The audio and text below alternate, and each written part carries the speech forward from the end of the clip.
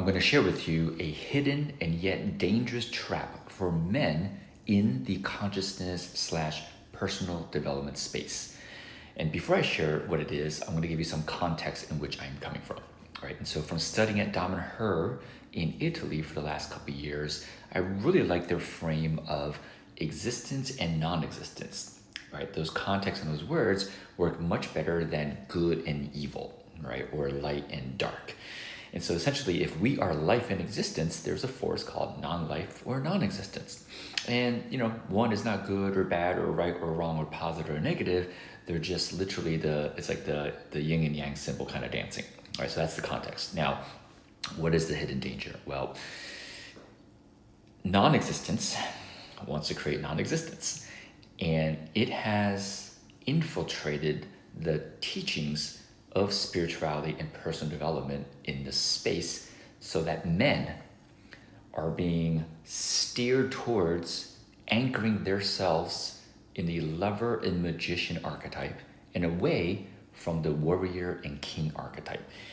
And so you can start to see like the mass media really shuts down and really talks about how toxic masculinity happens, which is force, a male exerting force. And many guys, right, are going to ecstatic dance and tantra, and they're taught to be vulnerable instead of being emotionally open. That's a whole other thing. And so they're essentially being steered towards that lover magician role, right? And anything regarding force and discernment and kingdom isn't really emphasized, right? And I have so many entrepreneur friends who are like, oh, I've embarked on a spiritual path and I want to be a yoga instructor. So, no, we need you to be the king as well.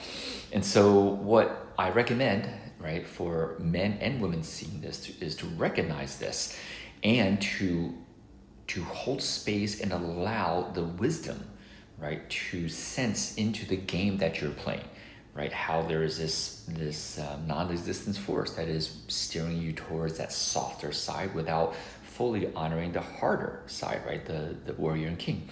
And I'll explain to you sort of why the warrior king is so important. We need warriors to direct force, right? And the key is we want warriors that also are lovers and magicians, so that force is directed coming from heart and compassion. We need kings to protect the kingdom, right? And really protecting isn't the word, to serve the kingdom. And here's the thing, when a guy goes through the lover, magician, warrior, and king archetypes, they get to the divine king, which essentially is all of that, but they recognize that their kingdom is no longer simply their family, their property, their business, and their community, that their kingdom is all life.